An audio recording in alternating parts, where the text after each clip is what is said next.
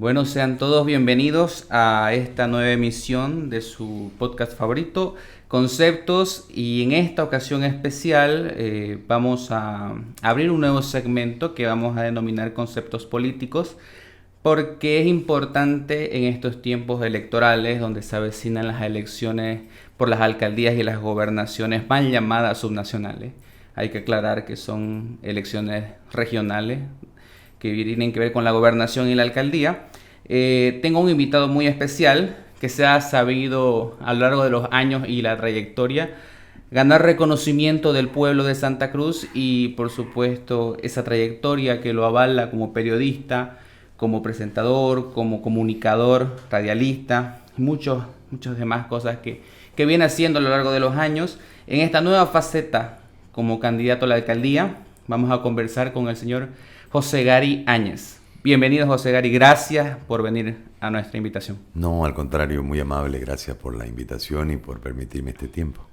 A usted, Gary, usted sabe que muchas veces se critica a los jóvenes, o se criticó un tiempo porque decía que nosotros estamos como que fuera de la política o del ámbito político, como que no nos interesábamos. Y no fue hasta a raíz de la revolución que sucedió en 2019 que creo que toda la juventud, y usted pudo verlo porque fuimos testigos de ello, hasta que en realidad los jóvenes pudimos ser protagonistas y tomar el mando y las cosas por nuestra propia mano. Yo creo que en realidad hay que ver varias escenas en esa falta de protagonismo de los jóvenes en un periodo de tiempo. Si nosotros nos retrotraemos en el tiempo al 15 años atrás, al momento de la lucha por la autonomía, fueron los jóvenes los protagonistas de esa gesta. Fue ese el brazo ejecutor de las acciones. Lo que pasa es que 15 años después hay un vacío, porque en realidad como la lucha no termina generando una satisfacción total, porque la bandera autonómica termina siendo arrebatada, y esa reivindicación regional que movilizó y empoderó a lo que después fue un proyecto político, termina defraudado. Entonces hay un momento de quiebre y toda esa juventud pasa a dormir, como a quedar dormida. Claro, hasta que viene esta nueva generación que en realidad no vivió en dictadura militar. Somos hijos de la democracia, como dicen. Pero vivió en dictadura. Claro.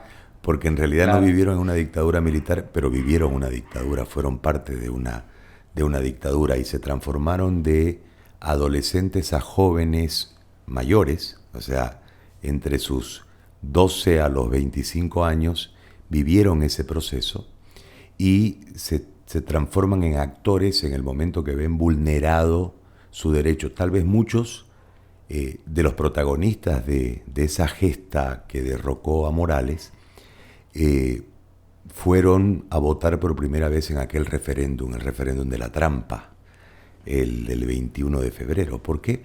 Porque votaron, ganaron, pero sin embargo no les reconocieron. Nos arrebataron la victoria que conseguimos en las urnas y desde ese momento la democracia quedó secuestrada por mucho tiempo. Correcto. Entonces creo que eso es lo que termina generando un revulsivo que tiene que ver con los jóvenes y con las mujeres. Y al final de cuentas, uno como joven, hablo de los más jóvenes, yo tengo casi 30 años, 29, pero de los jóvenes que están empezando recién a votar, los de 18, 20 años. Tenía 14 en la época de las autonomías. Para que se dé cuenta. Y yo iba a los cabildos, estaba presente y todo, pero más allá de eso está el hecho que los jóvenes, más jovencitos, recién entrando a la edad adulta, a la edad política, por así decirlo, no conocen otra realidad en los tres niveles de gobierno. Tenemos un gobierno central de hace 14 años, un gobierno departamental de hace 14, 15 años y un gobierno municipal que su elección era en el 2005, si mal no recuerdo, Correcto. igual 15 años.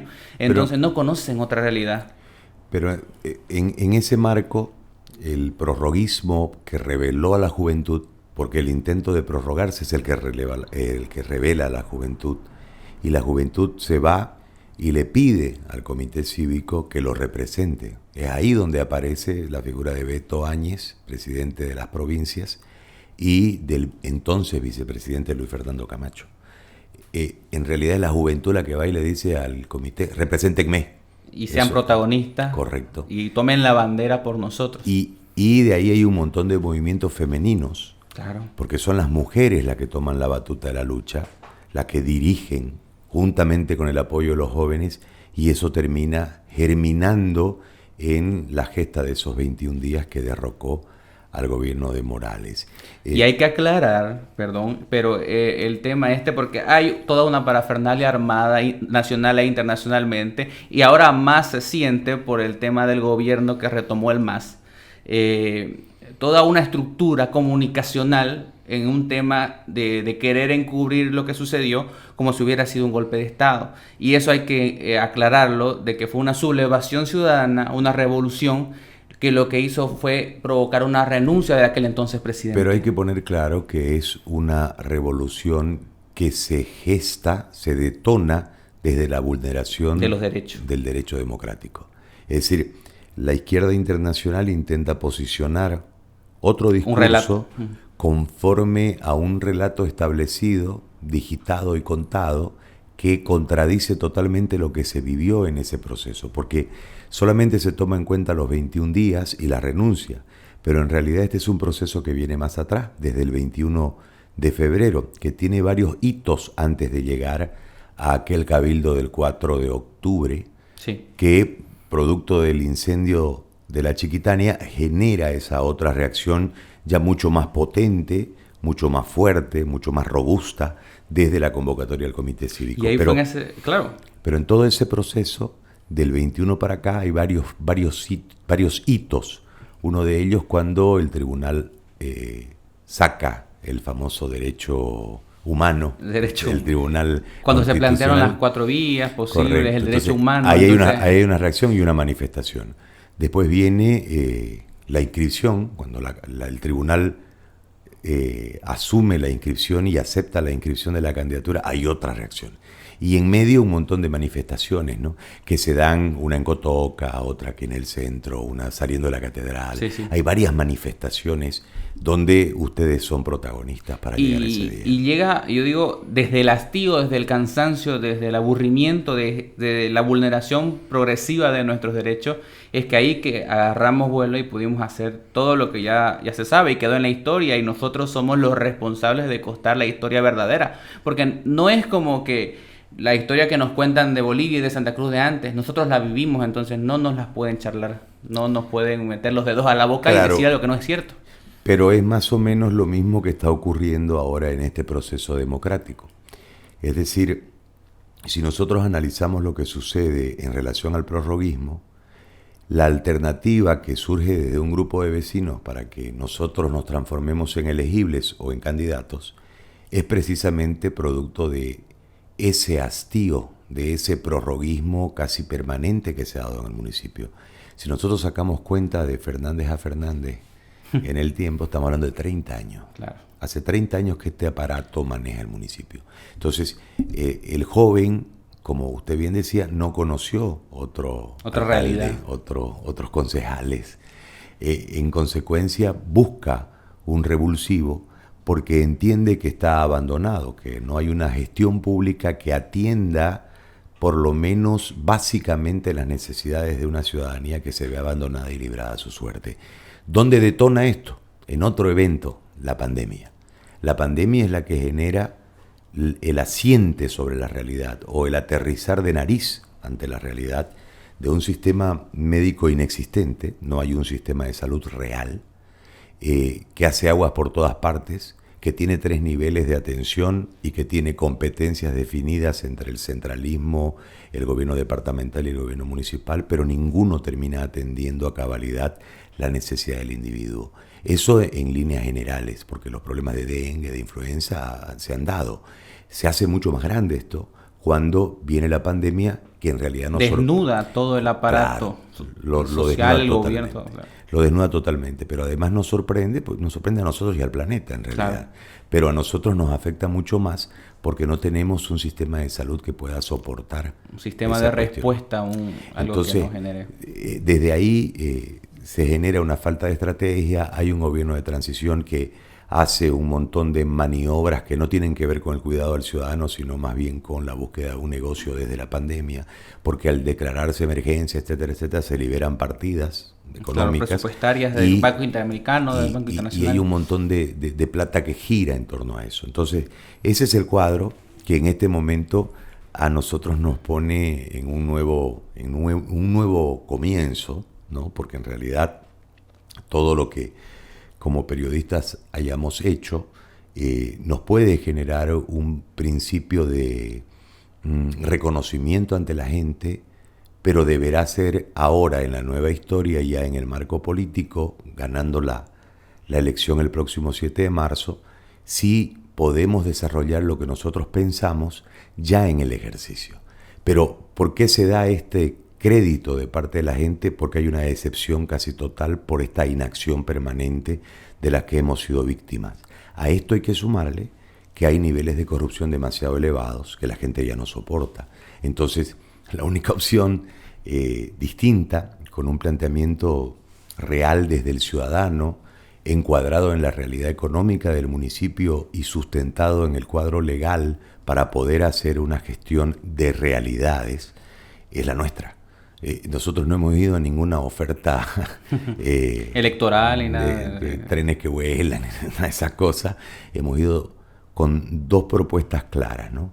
Primero, erradicar la corrupción, y segundo, establecer rápidamente un plan que pueda atender lo urgente sin desatender lo importante para proyectar Santa Cruz a los próximos 50 años. Esa es nuestra visión. Son cosas importantes, y ahí en lo que usted comentaba y en lo que pudimos observar en el debate que se realizó en los días anteriores, y pudimos ver que todos los candidatos presentes explicaron de alguna forma lo que planean hacer, las propuestas, el qué, pero siempre queda un sabor de poder hablar del cómo realizarlo, el cómo y el con qué. Entonces, Tufiare ponía una columna el día de hoy, justamente la leía, que decía que falta el cómo y el con qué hacerlo. Entonces, desde ahí, en el tema de salud, que usted bien explicaba, tenemos deficiencias porque las competencias están divididas, y usted hablaba en el debate de arrebatarle competencias desde el Estado central. En el tema de educación. Uh-huh. Pero hay un tema, ¿no? Hay que ver el planteamiento del debate. El dueño del aire es el canal. Claro. El canal ofrece dentro de su programación un espacio de aire para que el ciudadano tenga el servicio de la información desde el que está buscando el voto. Para hacerlo equitativo, genera un reglamento. Claro. Ese reglamento marcó 6 ejes temáticos. Esos 6 ejes temáticos fueron un sorteo. Y ahí, como éramos 5 los que íbamos a intervenir, se determinó desde el sorteo quién hablaba primero, segundo, tercero, cuarto y quinto. Por cada segmento. ¿No? Y porque si no sería una eternidad un programa, claro, si nos dejan hablar a todos para que expongamos por cada eje temático nuestro plan. Entonces se le dio un límite de tiempo de 2 minutos. En 2 minutos es muy difícil explicar. Todo, claro. Entonces uno va por la idea más fuerte. Además, no era un tema al azar, había una pregunta. Claro. Del plan. El programa del plan de gobierno sacaban una pregunta. Entonces uno tenía que centrarse en aquella pregunta. Yo elegí la forma de responder marcada desde el análisis de situación, la proyección del problema y la solución del problema. Por eso es que en determinado momento yo decía, ¿cómo pues si tienen tanto proyecto y no lo hicieron? Pues si 15 años le han echado en el poder, digo yo, a la parte final. Porque en realidad eso es lo que a mí más me ha llamado la atención. Es decir, en tiempos electorales se dice que aparecen todas las propuestas y todas las cosas que dicen los políticos. Hay una falta de voluntad política muy fuerte, porque creo que hay una desconexión real con el ciudadano. No hay una conexión con el ciudadano. Mirarlo al ciudadano, empatizar con el ciudadano y ver la necesidad del ciudadano. Porque tiene necesidad el que vive en el centro de la ciudad y tiene necesidad el que vive en el noveno anillo. O sea, hay que darle un cuadro real dentro de un plan para que todos sean atendidos. Eso no ha ocurrido. Y eso el aparato político lo llama guerra sucia. No, es decir la verdad. Porque yo tengo que partir para brindar una solución desde el diagnóstico. Si yo no diagnostico, ¿cómo voy a curar? tengo que saber primeramente el escenario. Y la gente ha carecido de información. Ha habido mucha propaganda política y muy poca información hacia el ciudadano de la gestión. Vuelvo al tema de la salud. Salud, volvamos a la salud. Nos dijeron que había un sistema de salud. Bueno, el sistema de salud no existe. La pandemia es un tema excepcional que ahora será parte del calendario porque no se va a ir el COVID. No se va a ir. El primer análisis de la OMS decía que la pandemia iba a durar 2 años. Nosotros el 10 de marzo cumplimos 1 año de la llegada del primer caso de COVID a Bolivia, el famoso caso de San Carlos. Pero todo indica que la pandemia, que el COVID no se va a ir y que vamos a tener picos de contagio en algún momento. Hasta que logremos la vacuna y logremos, nosotros es un compromiso que tenemos, hacer todos los esfuerzos, todo lo que tengamos que hacer para que todos sean vacunados en Santa Cruz, dando prioridad a los que tienen situación de riesgo o por la edad o por enfermedad de base, que en el caso boliviano es inferior en promedio de edad. En el mundo es 65 años, aquí es 45. Somos un pueblo mayoritariamente joven. Entonces tenemos un problema. Ahora, mirando ese análisis, nosotros tenemos que ver que eso es lo urgente, eso hay que atenderlo. Mientras llega la vacuna, mientras podamos comprar las vacunas, mientras agotemos los esfuerzos para hacerlo, mientras hagamos lo que tengamos que hacer sin importar qué, para traer las vacunas hay que curar a la gente. Hay que hacer un plan de contingencia en este momento bajo una estrategia. Ahí nosotros planteamos para este momento, para esta coyuntura. Nosotros planteamos... Un plan de emergencia y un plan desarrollándolo paralelamente. Correcto. Nosotros planteamos la detección temprana y el tratamiento precoz.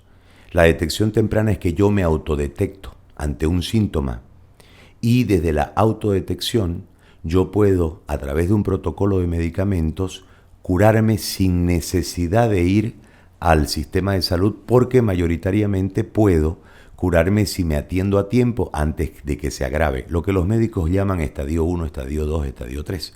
En el estadio 1 yo no necesito el sistema de salud, puedo hacerlo, pero tengo que atender rápidamente la sintomatología. Eso está debidamente explicado y fundamentado dentro del plan, eso para la emergencia. Ahora, para salud, sistema, hay que destinar el 30% del presupuesto municipal para ponerlo en orden.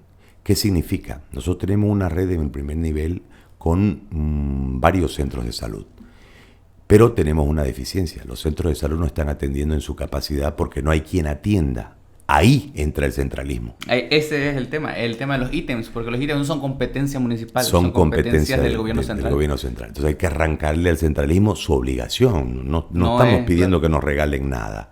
11.000 ítems históricamente la deuda del Estado boliviano con Santa Cruz. No, y hay estadísticas que marcan que por cada 10.000 ciudadanos tiene que haber cierta cantidad de médicos. Por cada 1.000, 3 médicos. 3 médicos. Por cada 10.000, unidad de terapia intensiva. Una terapia intensiva. Por cada 50.000, un hospital de segundo nivel. Eso dice el protocolo de la OMS. Uh-huh. Nosotros estamos lejos de eso. Entonces, ¿qué quiere decir? El sistema de salud ni siquiera pudo llegar a los parámetros que exige, sin pandemia, la OMS, para brindar una atención con servicio a la ciudadanía. Pero el problema no solo radica en la falta de construcción. Claro. El problema radica no solamente en la falta de equipamiento, sino en quién va a atender. No tenemos médicos. Y este es un tema que debe gestionar para bien del ciudadano, que es parte del municipio, el aparato municipal. Ese es el desarrollo del programa en uno de los pilares. Nuestro programa se llama Primero Vos, uh-huh, y uno de los pilares es salud. Sin ninguna duda hay que ir rumbo a eso. ¿Cómo se va a hacer? Me va a decir usted. Hay presupuesto. Nosotros hemos marcado que en los últimos 5 años el promedio de presupuesto que ha tenido... 530 millones de dólares 500 aproximadamente, para hacerlo redondo, 500 millones de dólares. Son 2.500 millones de dólares en la gestión entera. En la gestión. Nosotros atacamos ahí la corrupción, porque los parámetros internacionales en Latinoamérica marcan que la corrupción va entre el 8 y el 16%. Si nosotros hacemos una media en Bolivia de que la corrupción le cueste al ciudadano, la corrupción la paga el ciudadano, le cueste al ciudadano el 10%, estamos hablando que en 2.500 millones de dólares se han ido 250 millones a la corrupción en 5 años. En ese marco, si uno ataca y solamente viene a haber salud, nosotros debiésemos tener mínimamente un hospital de segundo nivel por cada distrito. Si hacemos la sumatoria, 10 millones de dólares por 15 son 150 millones de dólares. Sobrarían 100 millones de la corrupción si no se sacaran la plata. Ese es el cuadro de la realidad. Entonces, la plata sale eliminando la corrupción. Imagínese, ¿y cómo hacemos, pasando ya a estos nuevos temas, al tema de la corrupción? Porque yo veo que está en una cruzada interesante y es uno de los motivos por los cuales estamos aquí sentados, porque es de conocimiento de todos el aparato de corrupción que existe en el municipio, en cualquier nivel de gobierno en realidad, porque hasta para cualquier trámite uno siempre tiene los tramitadores que se ofrecen para hacer las cosas y uno siempre hay un sistema de corrupción instaurado en cada secretaría, en cada estamento del gobierno municipal. Entonces, ¿cómo abolir la corrupción desde un gobierno que está en sus raíces mismas? Está enraizada la corrupción ahí. Primero hay que tener el suficiente liderazgo para poder imponer un principio. Y uno al equipo que va a trabajar tiene que explicarle claramente de que si en algún momento se descubre un hecho de corrupción, no hay padrinazgo que valga. Ese es un principio. Y en el momento que aparezca el hecho de corrupción, porque van a aparecer, hay que actuar. Hay un proceso administrativo de investigación y si corresponde, pasarlo a una instancia. Si nosotros logramos desde ahí saber, o sea, meterle al aparato ejecutivo que el que saque algo va a tener una sanción y cuando aparezca el primer caso se sanciona, todo lo demás va a fluir. El segundo elemento son los controles. Las leyes en este momento marcan una serie de controles procedimentales para evitar la corrupción. Entonces nosotros vamos a ir a los procedimientos, como se deben hacer. Hace mucho tiempo que no hay licitaciones en la alcaldía, que todo se entrega por contrato directo. Vamos a erradicar eso. Vamos a abrir una competencia limpia entre las empresas que quieran brindarle servicio a la alcaldía o construir obras municipales de esta manera. Y la otra es la más importante, la participación del ciudadano desde la digitalización y la transparencia a través de la tecnología del manejo económico. Que usted sepa cuánto gastó su municipio a las 7 de la tarde en el día. Es que es increíble en ese tema, porque ahora el mundo está en otros pasos, está en otros caminos. La digitalización es importante porque es lo que tenemos, a donde tenemos que apuntar, ya que no es posible que para hacer un simple trámite uno tiene que ir por 7 ventanillas, para pasar por 7 personas que atienden en cada una de ellas para hacer un solo trámite. Claro, y todo pero eso en esa parte de la digitalización del servicio en los trámites, lo que va a deburocratizar y va a romper una serie de eslabones que generan desde la burocracia la posibilidad de hechos de corrupción, que vendría a ser la corrupción menor, ¿no? Porque en realidad el costo de la rapidez del trámite es lo que termina pagando el ciudadano. Nosotros, en ese sentido, vamos a digitalizar para ese servicio.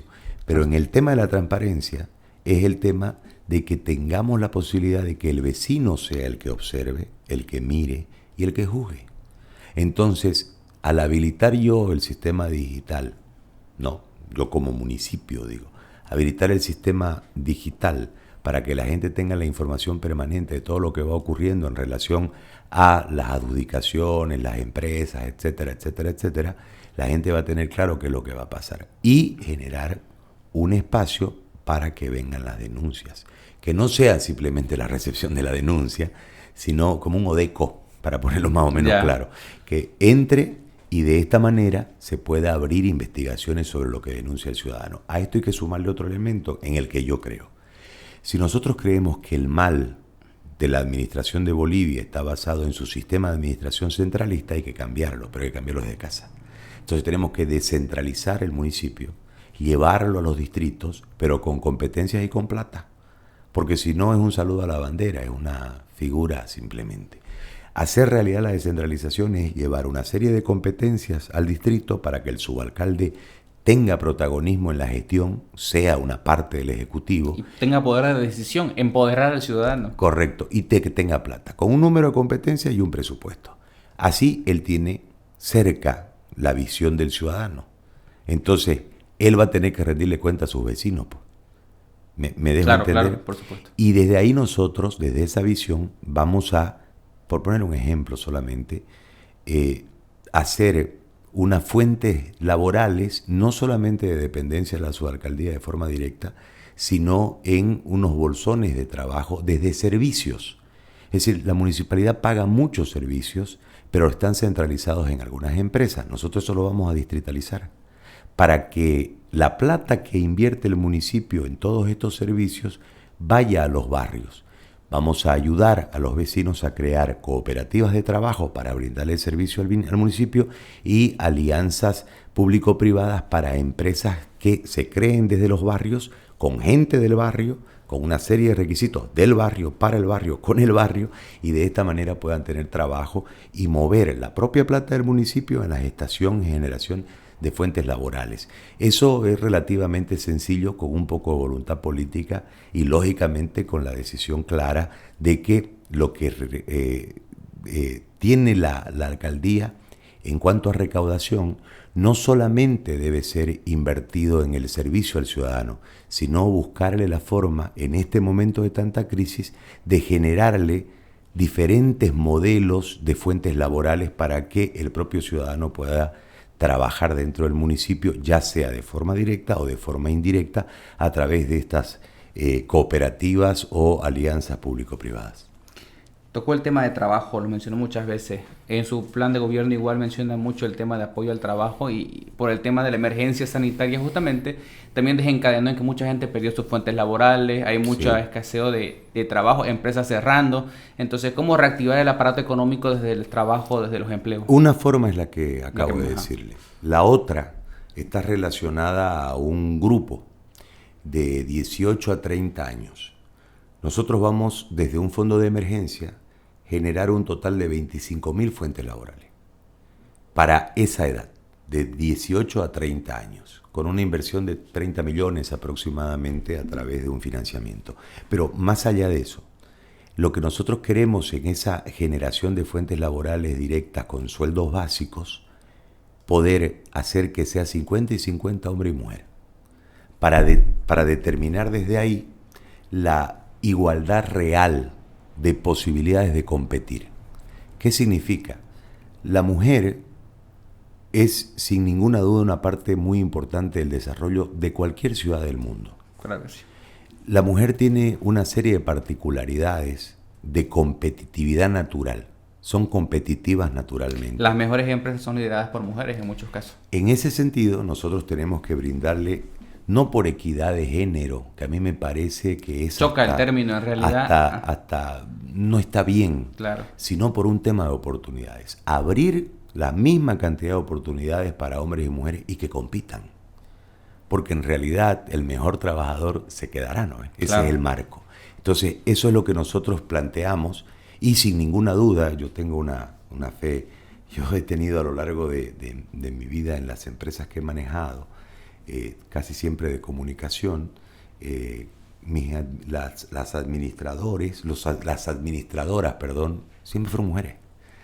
¿Por qué? Porque son más ordenadas, pueden hacer dos cosas a la vez, tienen un montón de Tienen detalles. Un tema adicional, además que la sensibilidad que ellas tienen para tratar las cosas le otorga a cualquier fuente laboral un plus. Entonces, para tomar decisiones. Dentro de ese bolsón de trabajo nosotros planteamos eso también, es decir, tratar de generar fuentes laborales no engrosando el número de trabajadores municipales, sino enseñándole a los vecinos cómo hacer empresa, que le vendan servicio al municipio y que puedan de esta manera generarse esas fuentes laborales que van a ser barriales. Esto nos va a dar, entiendo yo, en un mediano plazo, una nueva Santa Cruz, sin ninguna duda.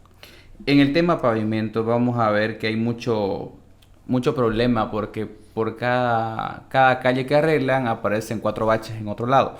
Entonces, ¿cómo hacer para solucionar el problema estructural de las carreteras, de las calles?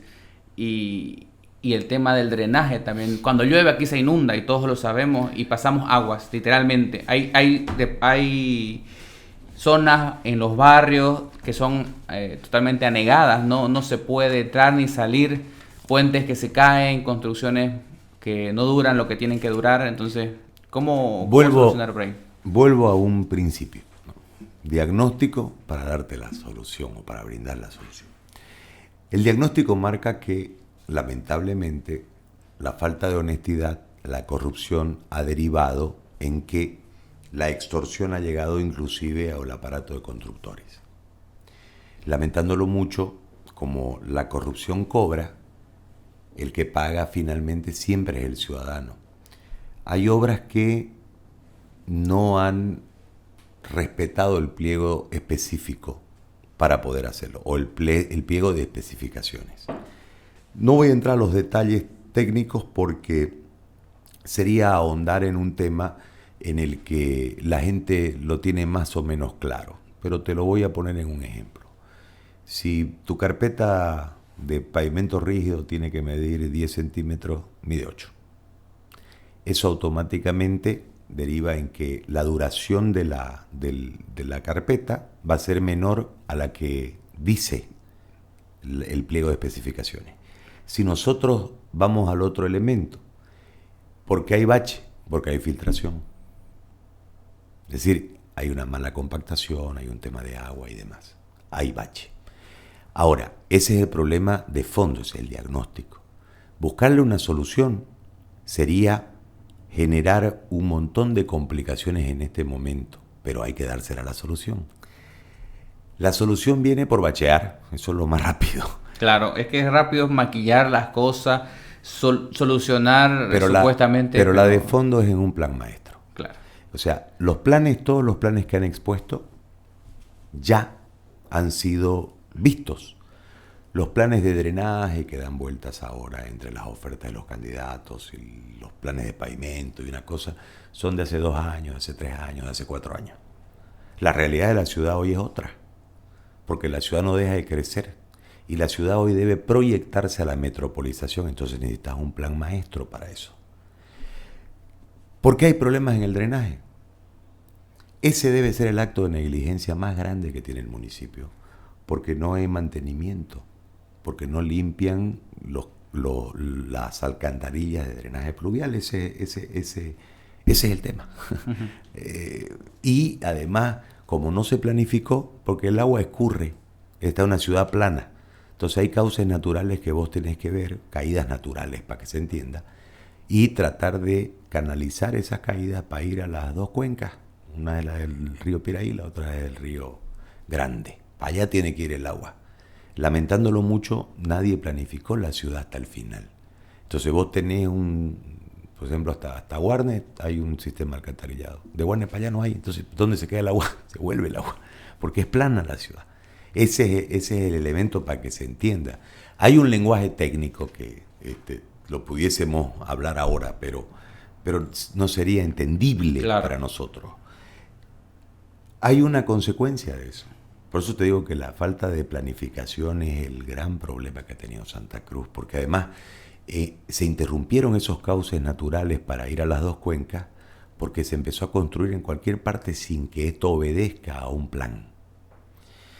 En junio de 2020, el año pasado, 14 horas llovió. Ese fue lo que se denominó una lluvia excepcional. 14 horas le echó de verdad, acordate. Y hubo 6 distritos afectados fuertemente. Se declararon emergencia los 6 distritos. 30 familias se quedaron sin casa. El agua les tapó prácticamente la casa. 2 muertos hubo en ese momento.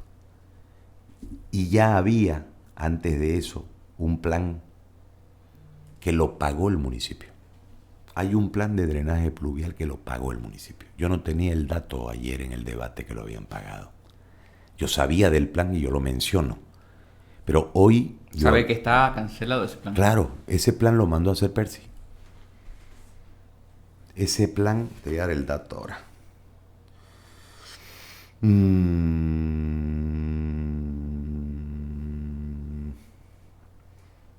3 años hace del plan. Hay un plan de drenaje pluvial. Está ahí guardado. Lo pagó el municipio. y lamentándolo mucho no hizo nada. Entonces, fíjate, no es una cuestión del plan, es una cuestión de hacerlo. Entonces, hoy, 3 años después, hay más construcciones. Entonces hay que volver a hacer un plan. Y desde ese plan proyectar el crecimiento. Nosotros tenemos un crecimiento, 70.000 personas llegan anualmente a Santa Cruz de otras partes. Nosotros tenemos un crecimiento, esas personas llegan y viven en algún sitio. Y muchos de ellos van y buscan los desarrollos urbanísticos porque son baratos. Y van y se compran un lote y va creciendo la ciudad, ¿no es? Necesitamos hacer un plan maestro de drenaje para que Santa Cruz dentro de los 30, 40 años siguientes no tenga problemas. Nosotros tenemos que medir el drenaje pluvial desde un tema. Con la cantidad de lluvia que cae en Santa Cruz, mientras llueve, siempre va a haber agua. El tema es que en 2 horas debe de aguar. Ese es el éxito de un sistema pluvial. Si nosotros vemos que lo hicieron grandes profesionales, los alcantarillados pluviales en Santa Cruz, y lamentablemente se inundan ya en todas partes de la ciudad, es por la falta de mantenimiento. ¿Qué quiere decir? Lo que hay no lo mantienen. Lo que tiene que haber lo tienen en proyecto pero no lo implementan. Eso se llama negligencia, no tiene otro nombre. Perfecto.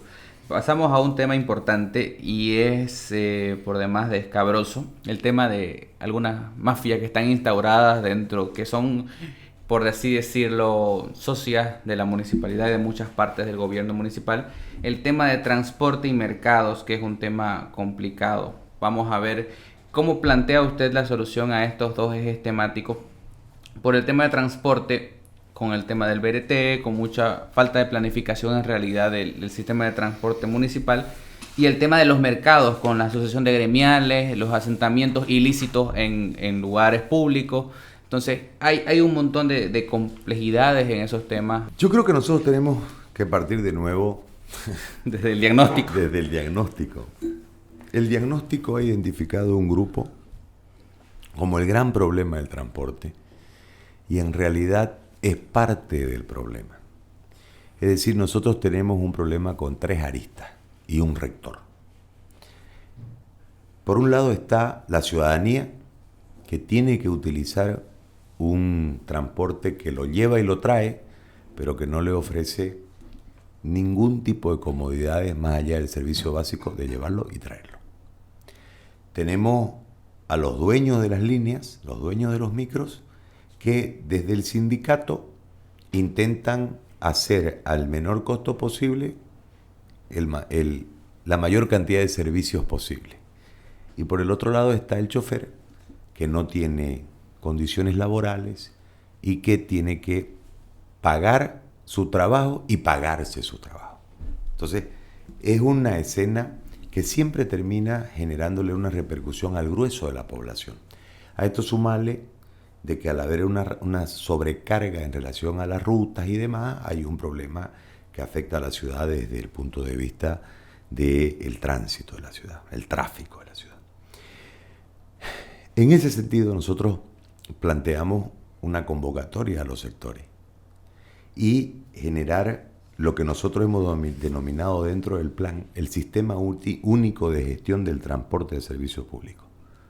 Una alianza que pueda otorgar a los dos, es decir, al chofer y al dueño del micro, la posibilidad de ir rumbo al modernismo, respetando y reivindicando los derechos laborales, entregándole un seguro a la gente que maneja los micros, y por el otro lado, impulsando, ayudando y reactivando al sector, sin sacarlos del escenario, porque de eso viven, a los dueños de micro, y modernizarla la flota.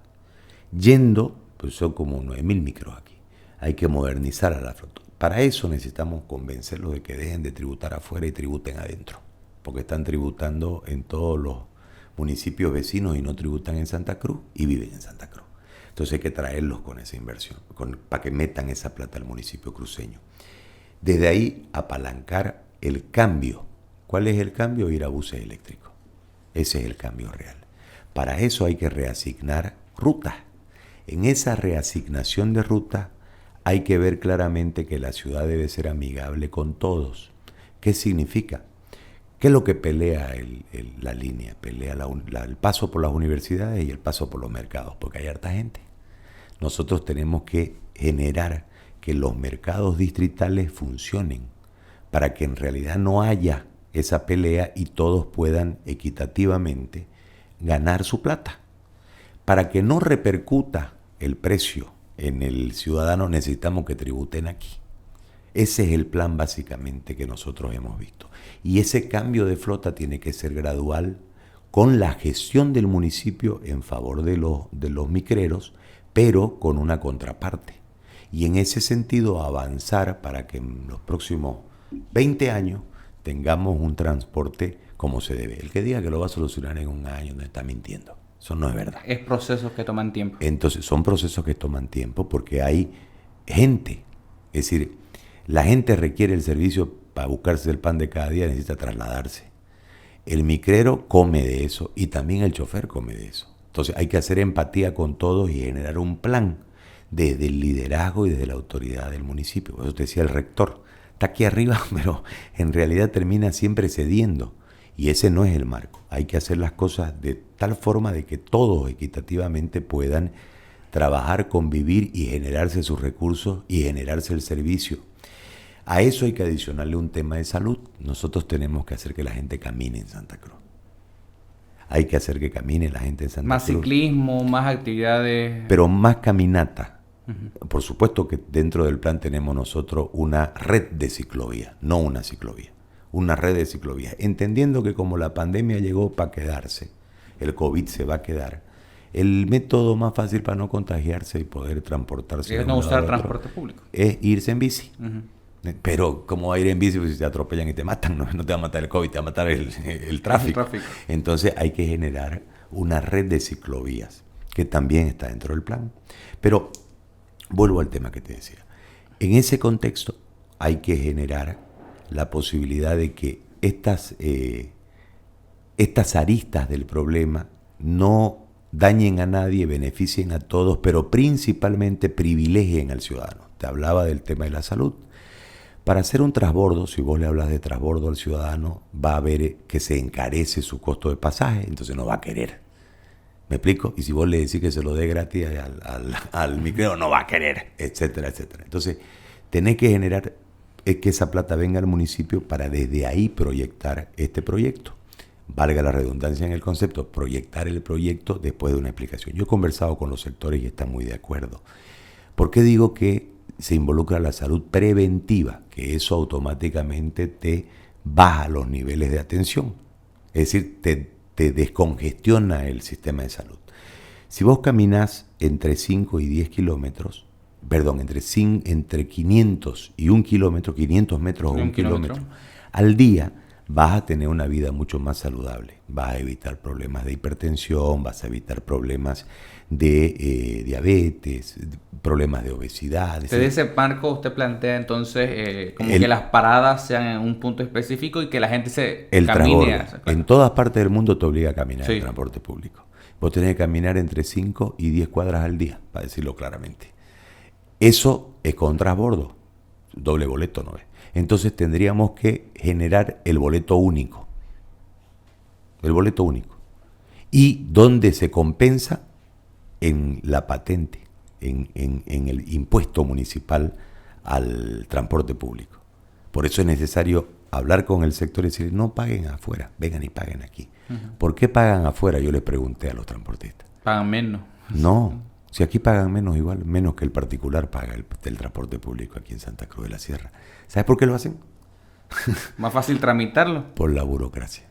Mucho se tarda en el trámite. Yo los he escuchado un montón quejarse de eso. Entonces hay que optimizarle. ¿Por qué? Porque ellos son parte fundamental del desarrollo. La gente tiene que ir de un lado al otro en una ciudad. Y una ciudad moderna requiere de calcular todo en tiempo, ¿no es? Sí. Entonces, ese es el espíritu y esa es la solución que nosotros tenemos en relación al transporte. La otra parte de la pregunta el tema de los mercados municipales, hay construcciones grandísimas y súper desocupadas donde plantean cosas que no se realizan y hay una desorganización total con respecto a eso. El tema de los mercados hay que ir directamente al origen de todo esto. El origen de todo esto tiene que ver con un dirigente gremial que se transformó en autoridad y que se ha pasado de tienda política en tienda política y creo que hasta ahora es candidato otra vez. Ese es el tema. ese, y lo saben los gremiales, que va en contra inclusive de su gremio, ha manejado históricamente todo este aparataje de ambulante. ¿Qué es lo que genera el ambulante? Que tiene derecho a trabajar. ¿Qué es lo que genera el ambulante? Una competencia desleal al que está debidamente establecido dentro del mercado. Entonces, hay que romper esa dirigencia, ir a tratar con la base. Y desde ahí generarle una política de desarrollo de mercados distritales para no concentrar tanta gente en los mercados grandes. Los mercados grandes van a seguir existiendo porque hay gente para todo, somos un montón y vamos a hacer más. Entonces hay que pensar ya en el concepto de una ciudad donde las zonas tienen todos los servicios a mano, cosa que vos no tenés que irte a recargar otra zona. Para eso es necesario que los ambulantes que están se los cense, se los reconozca y se los meta a un sitio para que vendan. Con un cobro, no te vas a regalar nada, pero en un concepto. ¿Por qué razón? Porque vamos a tener un problema muy fuerte dentro de poquito. Se ha agrandado el cinturón de pobreza, el cinturón de desempleo ha crecido, hay un montón de cosas que han crecido producto de la pandemia. Entonces la gente va a buscar subsistir. La forma más sencilla, fácil es comercio. Con poca inversión, es comercio en la calle. A esos tenés que habilitarles un lugar, generarles desde ahí una empatía con el municipio, dotarles de una infraestructura que la van a pagar en el tiempo, pero la van a pagar.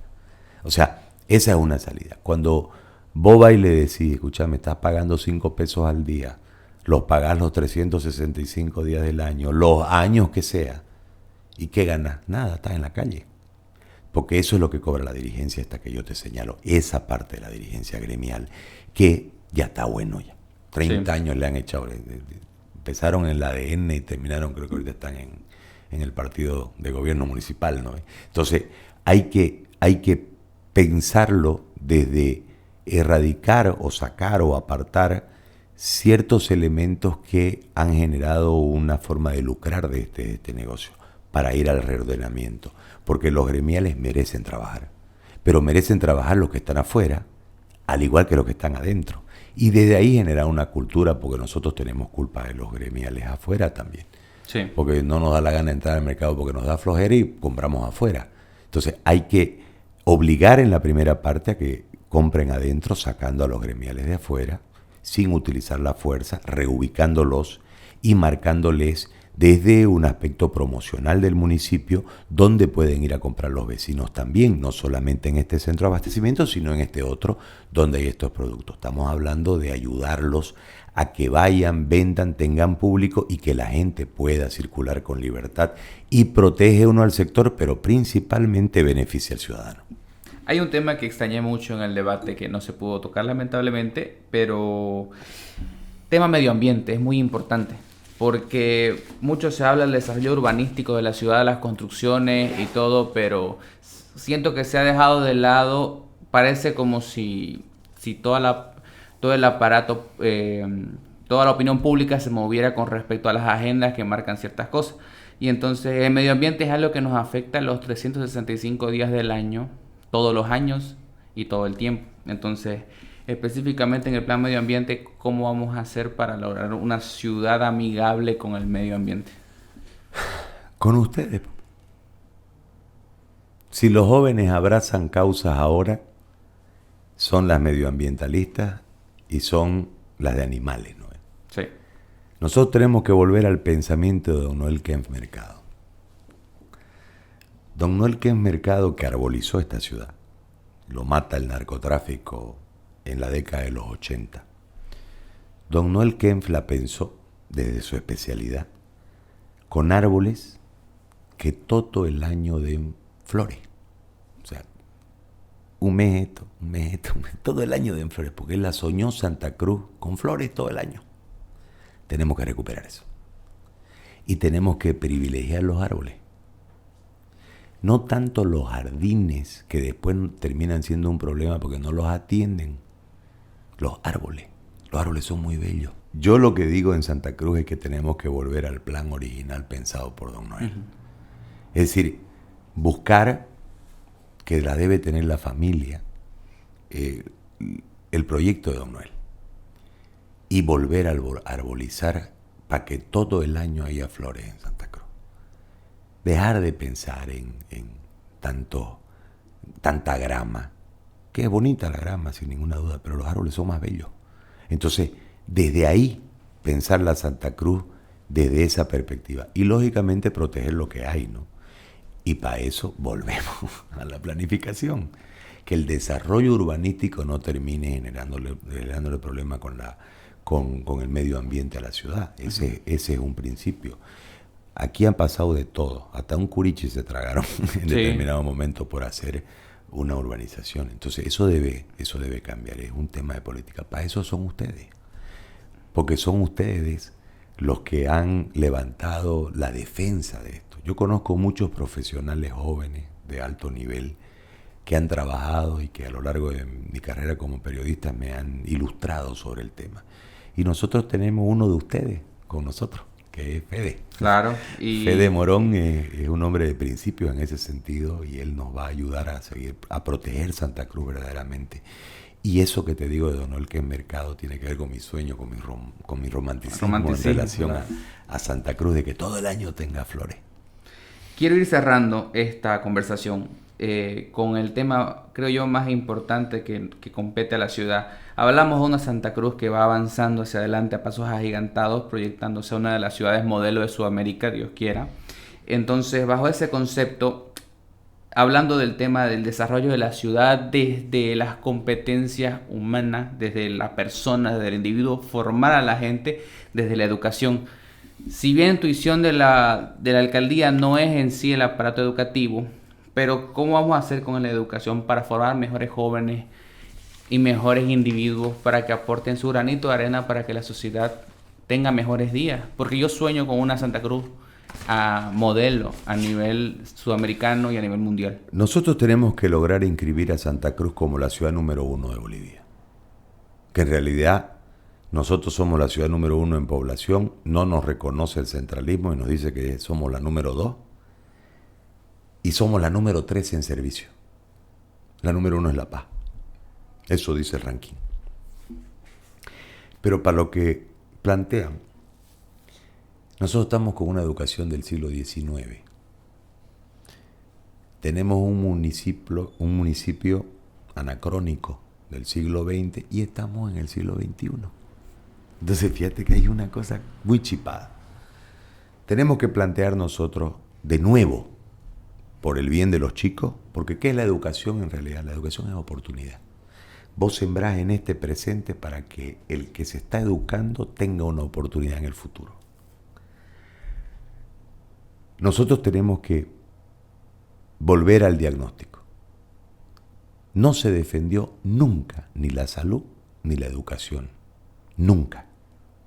¿Por qué? Porque nos confiscaron un pedazo del IDH para supuestamente ir a buscar petróleo y que nos iban a devolver 5 veces y demás. Y le sacaron la plata a los municipios. La plata del IDH es para salud y es para educación. Y no dijeron ni Q.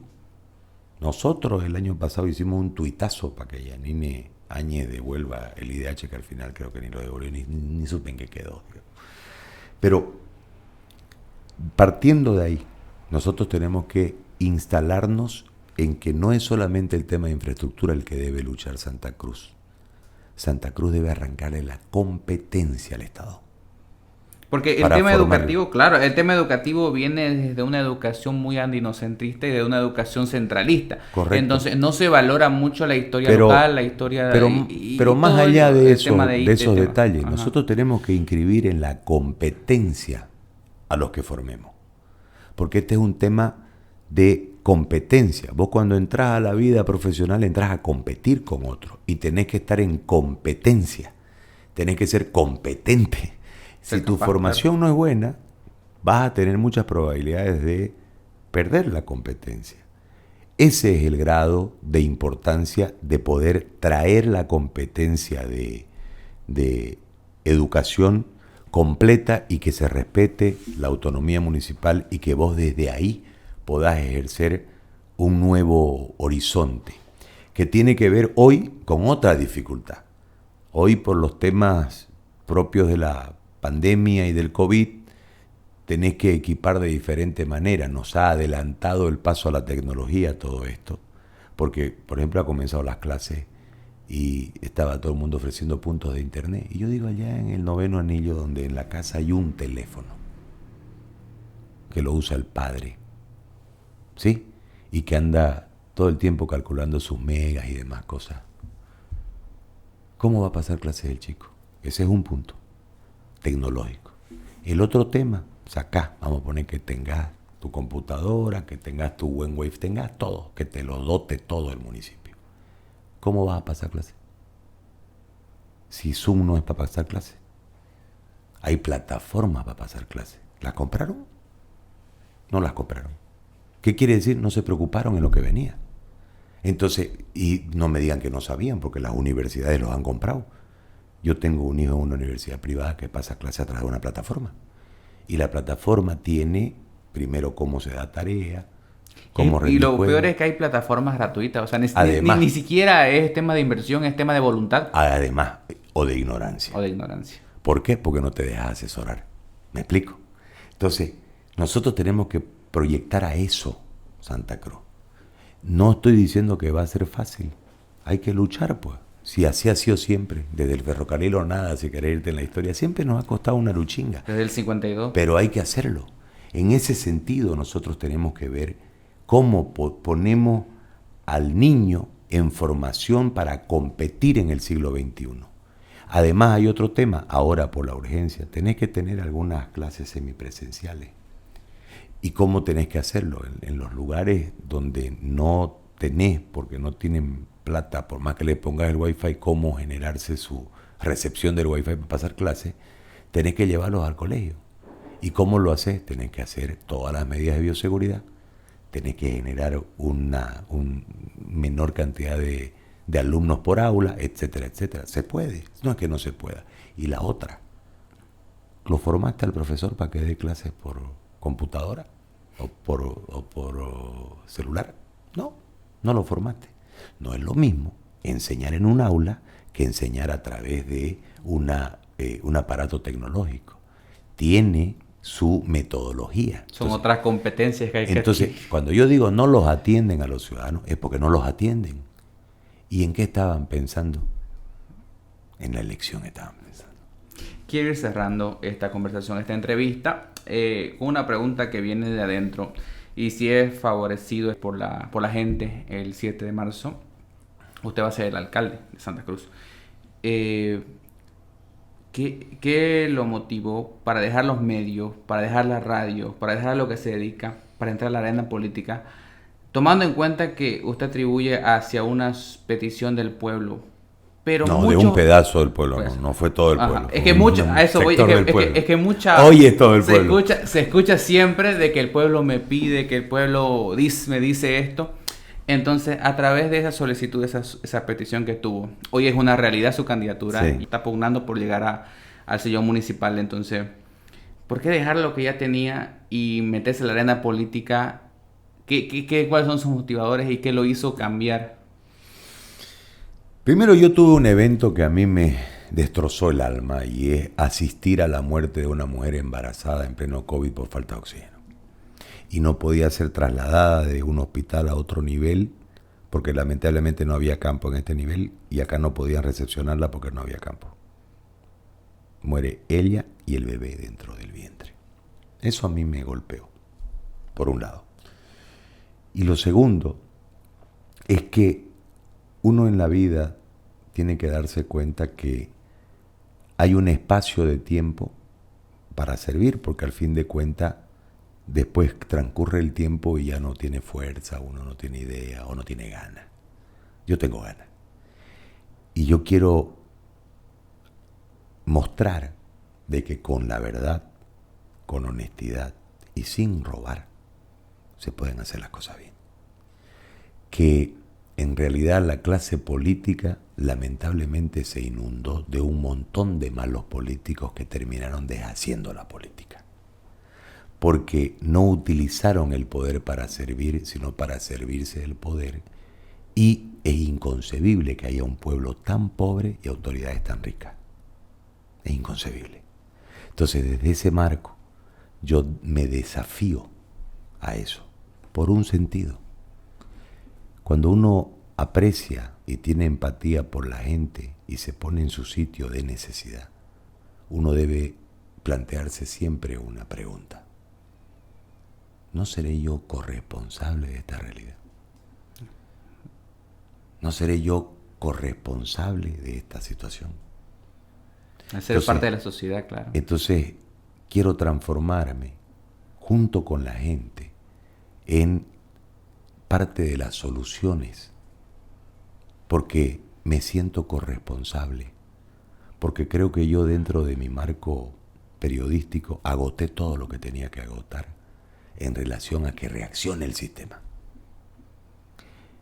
No va a reaccionar porque la motivación no es servir, la motivación es sacar.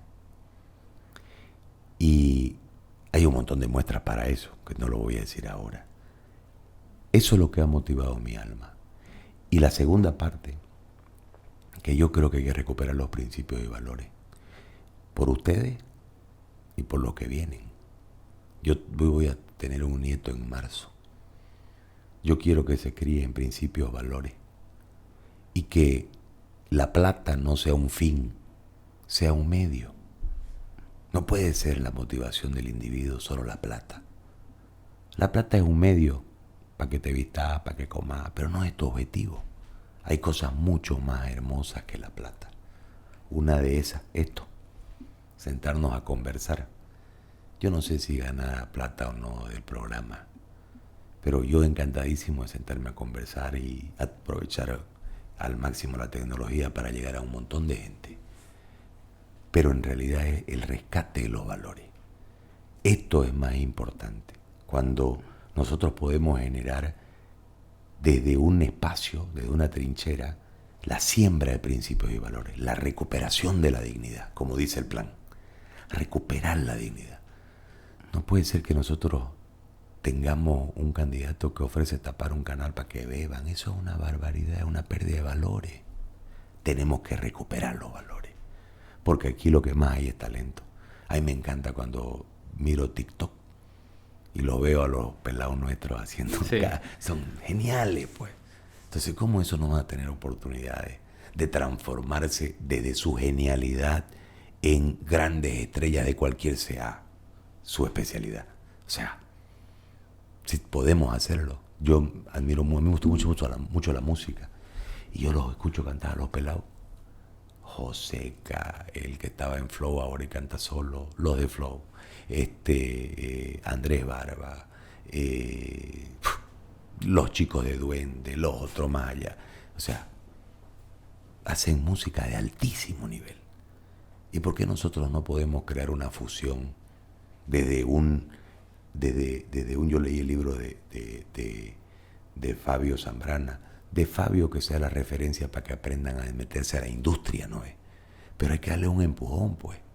Y si nosotros podemos lograr una fusión musical, así como hicieron los colombianos, que hicieron desde su música autóctona una fusión y hoy son tendencia en el planeta. Entonces, ¿por qué no vamos a hacer eso? Si tenemos el mismo talento, si la flauta es flauta aquí en la China, ¿no es? Claro. Entonces, ¿por qué no lo vamos a hacer? Porque no hay oportunidades, hay que fabricárselas las oportunidades a la gente. Esa es mi motivación. Y yo termino la gestión y listo. Con un solo desafío. Desarrollar políticas municipales amparadas legalmente para que no las cambien y tengan la proyección de largo plazo. Perfecto. Para cerrar, un último espacio. Voy a nombrarle unos cuantos conceptos, unas cuantas palabras, como el programa se llama Conceptos, para que me dé el primer concepto que se le venga a la cabeza. Ya. Santa Cruz. Gladys Moreno, es como la señora Gladys Moreno. Medios de comunicación. El canal más fiable para la gente. Democracia. Cara. Política. Destruida. Políticos. Mentirosos. Angélica Sosa. Una señora que se extravió. Johnny Fernández. Un fanfarrón. Percy Fernández. un hombre brillante que no supo cerrar el ciclo. Debió irse antes de que lo terminen utilizando de la forma que lo han utilizado. Familia. Todo. Gary Áñez. Un hombre cruceño, amante de su ciudad, querendón de su familia, futbolero, amante de sus padres, de sus hijos, y con ganas de transformar este presente para proyectar otro futuro. Muchas gracias por venir, Gary. Gracias a ustedes, muy amable. Hasta luego.